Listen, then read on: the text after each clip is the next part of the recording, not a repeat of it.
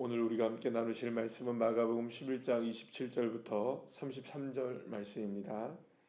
마가복음 11장 27절부터 33절의 말씀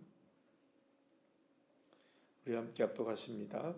그들이 다시 예루살렘에 들어가니라. 예수께서 성전에서 거니실 때에 대제사장들과 서기관들과 장로들이 나와 이르되 무슨 권위로 이런 일을 하느냐? 누가 이런 일을 할 권위를 주었느냐? 예수께서 이르시되 나도 한 말을 너희에게 물으리니 대답하라. 그리하면 나도 무슨 권위로 이런 일을 하는지 이르리라. 요한의 세례가 하늘로부터냐 사람으로부터냐? 내게 대답하라. 그들이 서로 의논하여 이르되 만일 하늘로부터라 하면 어찌하여 그를 믿지 아니하였느냐 할 것이니 그러면 사람으로부터라 할까 하였으나 모든 사람이 요한을 참 선지자로 여김으로 그들이 백성을 두려워하는지라. 이에 예수께서 대답하여 이르시되 우리가 알지 못하노라 하니 예수께서 이르시되 나도 무슨 권위로 이런 일을 하는지 너희에게 이르지 아니하리라 하시니라. 아멘. 할렐루야. 잎만 무성했던 무화과 나무가 뿌리째 말라버린 사건이 있은 이후에 예수님은 제자들과 함께 다시금 예루살렘을 향해 나아가십니다. 예수님은 그곳에서 매우 강력한 도전을 오늘 본문을 통해서 받게 되는데요. 바로 오늘 본문에 보시게 되면 대제사장들과 서기관들과 장로들이 예수님께 나와서 예수님을 정면으로 이제 대적하게 되는 그런 장면을 오늘 우리가 보게 됩니다. 사실 이 종교 지도자들, 대제사장들과 서기관들과 장로들은 당대의 핵심적인 권력자들이라고 말할 수가 있었던 사람들이었습니다. 그런데 이들에게 이미 예수님은 크게 도전을 하신 바가 있습니다. 바로 이게 바로 어제 있었던 이게 이제 장면으로 보자면 바로 이제 어제 예루살렘에 있었던 예수님 당시의 상황으로 본다면 어떤 일이 있었습니까? 예수님이 성전에 들어가셔서 성전을 정화 작업하시는 청결 사건이라고 우리가 보통 부르는 장사하는 사람들을 다 뒤집어 엎으시고 이 하나님의 성전을 더럽힌 것에 대해서 예수님이 꾸짖고 책망하면서 굉장히 분노하시는 그 장면을 예수님이 보이셨지 않습니까? 사실 이게 이제 그 여러 가지로 많은 그 파장을 일으킨 것은 분명해 보입니다. 왜냐하면 이 성전 자체에서 이렇게 할 수 있는 사람이 지금까지 있었을까요? 없었을까요? 아무도 없었습니다. 왜냐하면 이거는 아주 오래전부터 있었던 그냥 뭐랄까요?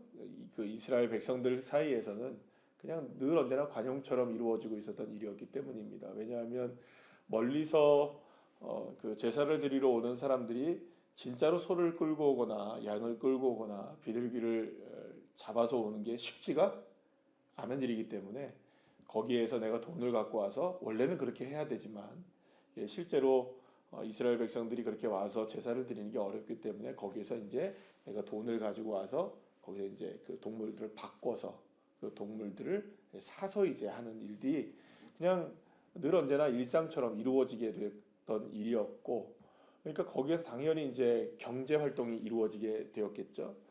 그리고 또 거기에서는 이제 늘 언제나 성전의 그 세결로 바꿔서 해야 됐기 때문에 거기에서 또 이문을 남기는 일들이 이렇게 있었던 것은 늘 언제나 관행이었습니다. 근데 문제는 뭐냐면 여기에서 이런 일들이 누구에게 이익으로 연결되어 있었냐면 바로 오늘 본문에 나오는 대제사장들과 서기관들과 혹은 바리새인들과 장로들 이런 사람들과 여기에 경제적 이권들로 연결되어 있었던 겁니다. 첫 번째는 이 성전에서 그런 일들을 벌였을 때에 누구의 허락도 없이 한 겁니까? 이들의 허락 없이 했던 거죠. 그러면 만약에 이들이 생각했을 때는 이런 겁니다. 이게 누가 하게 했을까라는 거죠. 누가 이 일을 허락했는가? 그렇죠, 여러분들. 성전에서 일어난 일이 자신들에게서 일어난 일이 아닌데 그러면 그보다 더 높은 권위가 필요하겠죠. 그러면 도대체 그 권위가 누구의 것인가 라는 거는 이들에게 굉장히 큰 도전이 되었던 것이겠죠. 또 하나는 거기서 장사를 다 뒤집어 엎으니까 거기에서 나오게 되는 여러 가지 경제적 이권들이 멈춰지게 되잖아요, 그죠? 그러면 실제적으로 타격이 누구가 있게 됩니까? 장사하는 사람들도 물론이거니와 이런 종교 지도자들의 주머니에 대한 자신들의 호주머니에 대한 실제적인 문제가 발생하게 된 겁니다. 그래서 발칵 뒤집힌 겁니다. 발칵 뒤집힌 거예요. 그러니까 이 일이 일어나고 난 다음에 실제로 사실은 예수님이 이런 사람들에 의해서 고발되어지고 또 재판을 받고 그리고 또 이 사람 예수님을 죽이려고 하는 모의가 실제적으로 일어나게 되었던 가장 큰 원인 중에 하나가 있다면은 그건 다른 것이 아니라 바로 이 성전의 청결 사건이라고 말할 수가 있는 것이죠. 이거 굉장히 중대한 도전이었던 겁니다. 그들에게는. 그러니까 자신들의 권위에 도전하는, 그리고 더 이상은 이렇게 놔둬서는 안 되는 거였죠. 그리고 생각해 보면 오늘도 본문에서 나오지만 세례 요한은 이 정도까지는 아니었죠. 세례 요한은 그리고 어디에 있었습니까? 예루살렘까지 직접 와서 이런 일을 합니까? 안 합니까? 안 해요. 저 바깥에 요단강가에서 메뚜기나 석청이나 먹으면서 회개하라 하니까 이 종교 지도자들도 가가지고 그에게 세례를 받고 이랬단 말이에요. 그러니까 왜냐하면 그는 바깥에 있었던 선지자란 말이에요. 여기까지 옵니까? 안 옵니까? 안 와요. 아무리 옳은 소리를 해도 거기에 있으니까 그냥 우리가 찾아가서 여기서 우리도 그래 양심에 찔리는 일이 있어 하면 거기 가서 그냥 한번 머리 조아리고 세례 받으면 끝난다라는 생각을 했던 거지 위협적인 대상은 아니었던 거예요. 그러니까 이 세례 요한과 예수님을 비교했을 때 절대로 세례 요한이 약한 메시지를 보낸 게 아니었잖아요. 그럼 그렇잖아요. 독사의 자식들아 이런 얘기 했습니까? 안 했습니까? 했단 말이에요. 임박한 진노를 피하기 위해서 이렇게 하지 말아라 막 이런 얘기 세례 요한이 분명히 했단 말이에요. 그러나 그게 실제적인 위협이 되지 않았습니다. 왜냐하면 그들은 예루살렘 세례 요한의 세력들은 예루살렘까지 와서 이런 일을 벌인 적이 없었기 때문이죠. 그래서 오늘도 본문에 나오잖아요.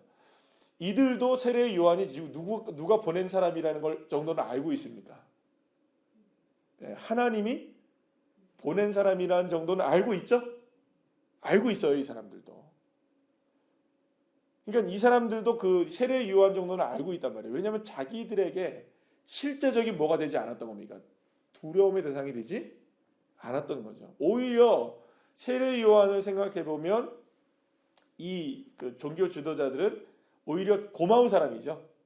왜 그럴까요? 백성들에게 뭘 깨우치면 회개하라 이렇게 하면 이 사람들이 어디 와서 제사할까요? 그죠? 다시 생각해 보면 오히려 세례 요한이 고마운 거예요. 지금 안타깝게 지금 헤롯에게 어떻게 됩니까? 목이 잘려 죽게 된 거예요. 그러니까 더 안타까운 거죠. 사람들은 와, 세례 요한은 정말 하나님의 사람이었다. 순교까지 한 거죠. 이런 생각을 하고 있으니까 오히려 이 일들을 통해서 이득을 본 사람들이라고 한다면 누가 이득을 받습니까? 사실은 이 종교 지도자들이 꽤나 이득을 볼 수 있었던 상황이 있었을 거예요. 그러니까 이들도 세례 요한이 하나님이 보낸 사람이라는 걸 알고 또 백성들도 세례 요한을 누구라고 아는 겁니까? 하나님이 보낸 사람으로 아는 거예요. 그러면 만약에 이걸 부정하면 어떻게 될까? 사람들이 이 종교 지도자들을 향해서 비난할 것이라는 게 두렵게 느껴질 정도였으니까. 근데 예수님은 달랐어요. 예수님은 그냥 갈릴리에 계셨으면 아무런 문제가 없어요. 그죠? 베다니까지 와도 괜찮아요.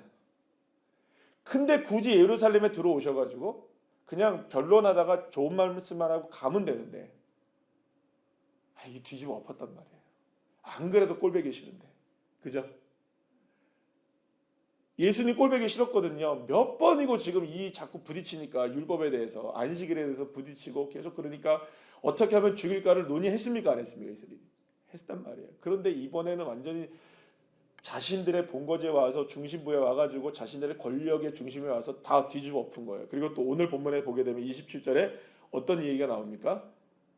예루살렘에 들어가니라 예수께서 어떻게 해요? 성전에서 거니실 때에 이렇게 나와요. 거니실 때. 여러분들 예수님이 지금 성전에서 어떻게 거니셨을까요? 쫙 거닐면서 장사치들이 있었을까요? 없었을까요?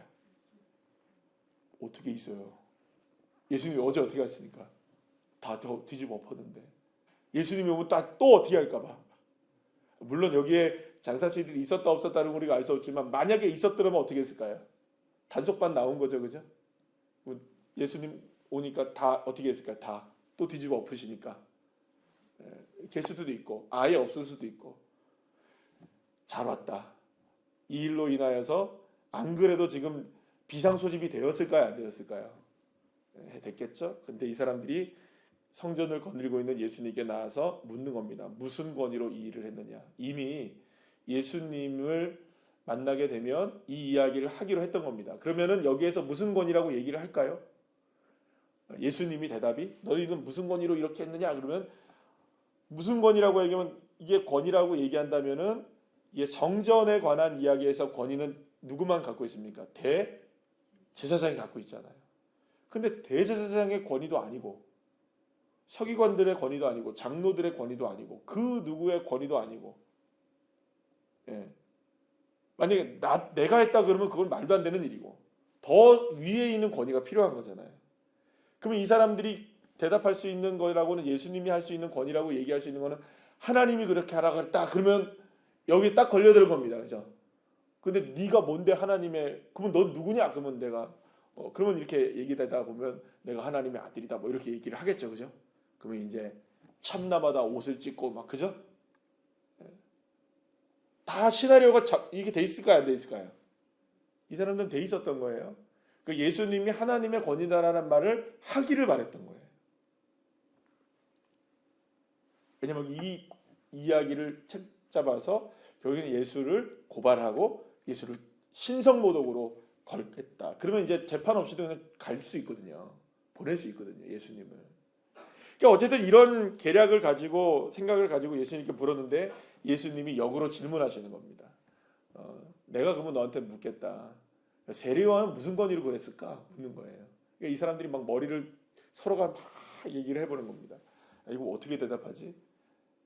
방금 얘기했던 것처럼 세례요한이 하늘에부터 온 사람이 아니라고 한다면 그가 했던 모든 것들을 하나님으로부터 왔다고 얘기를 하는 건데 이거 어떡하지?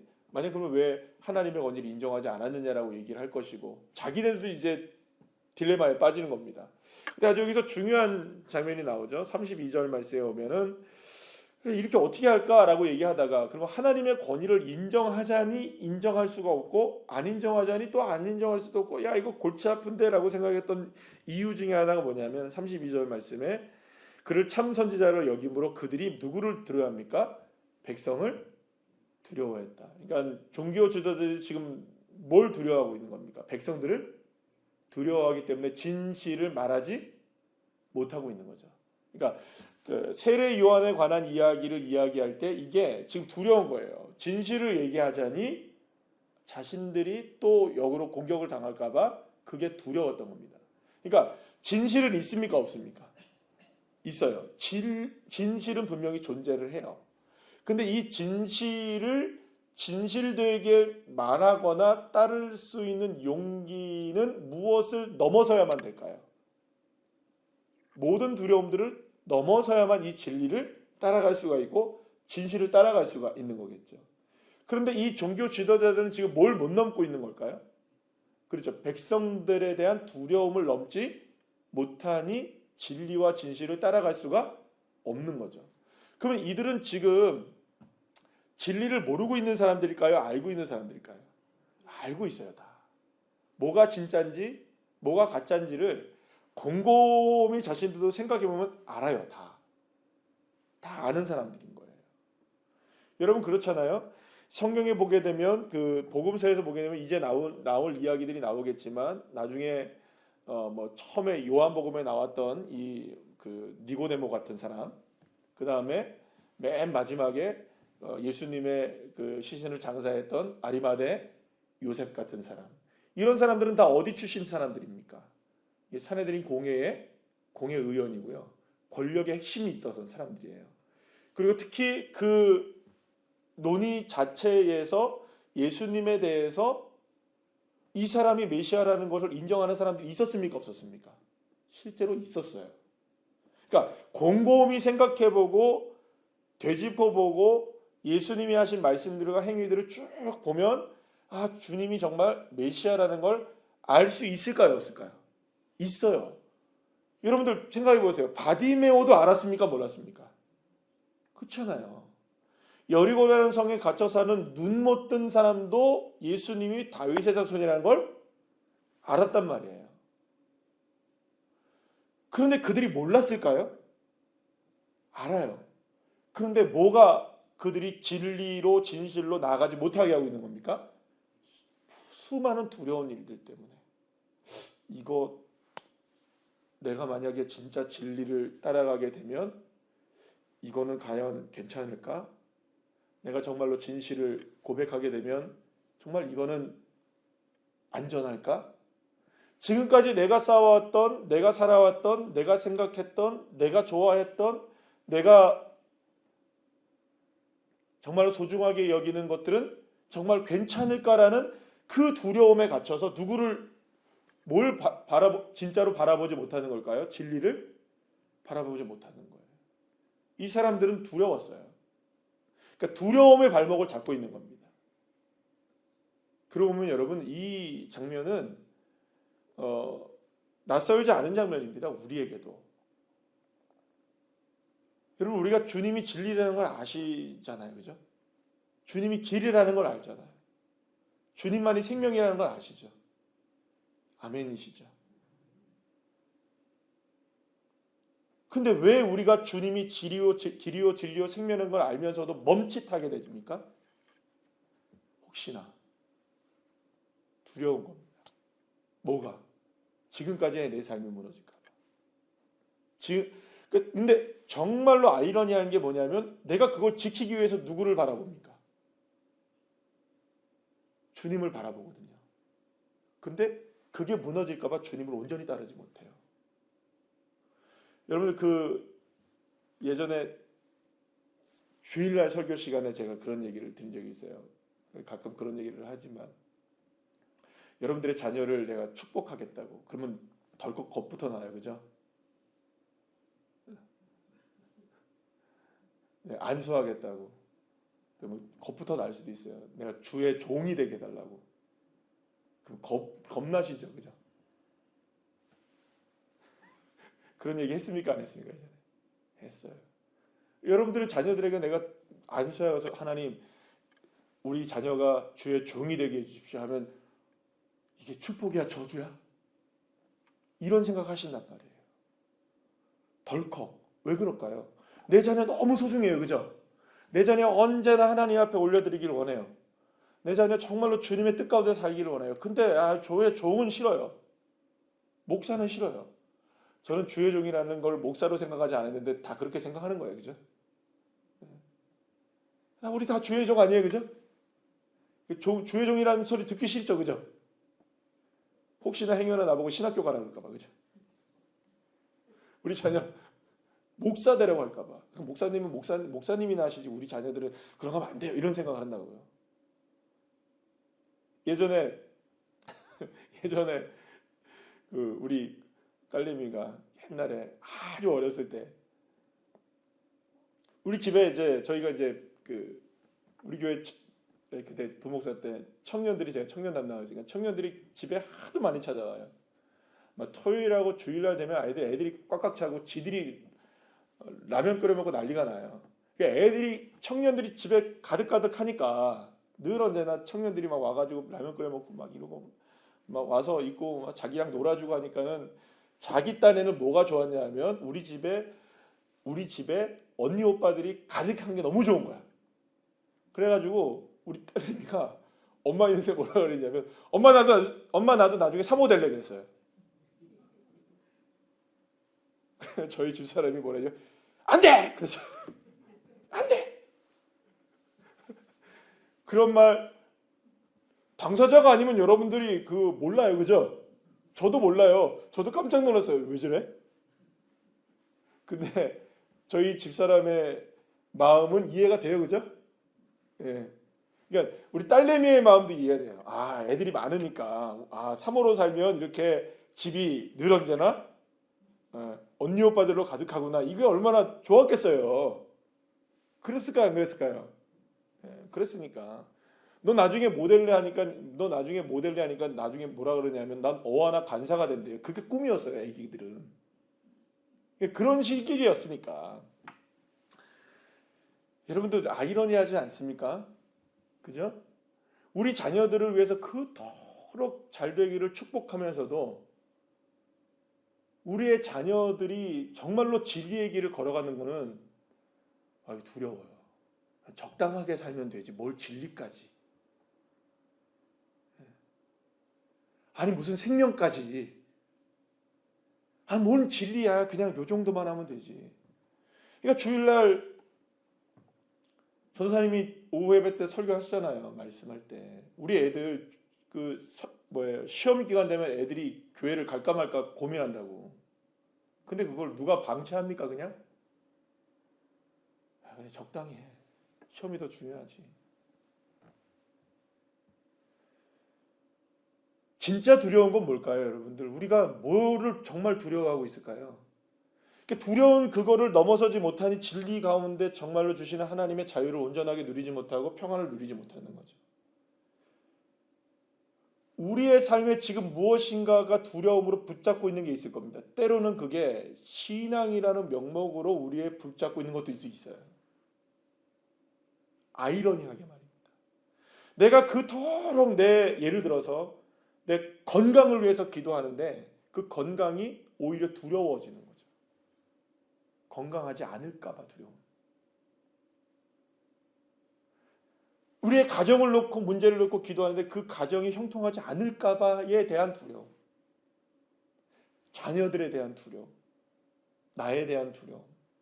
이게 진짜 주님을 향한 진리의 길을 걸어가지 못하게 하는 오히려 가장 큰 걸림돌이 됩니다. 그러면 다시 돌아와서 하나만 더 얘기하면 말씀을 마치겠는데요. 무화과는 왜 저주를 받았을까요? 왜 저주를 받았나요? 왜 말라버렸나요? 예수님이 저주했기 때문에요? 아니요. 뭐가 없는 겁니까? 열매가 없는 거예요. 잎은 무성한데. 그럼 왜 잎은 무성한데 열매는 없을까요? 주님이 말씀하시잖아요. 뭘 보고 뭐를 안다. 열매를 보고 그 사람을 아는 거예요.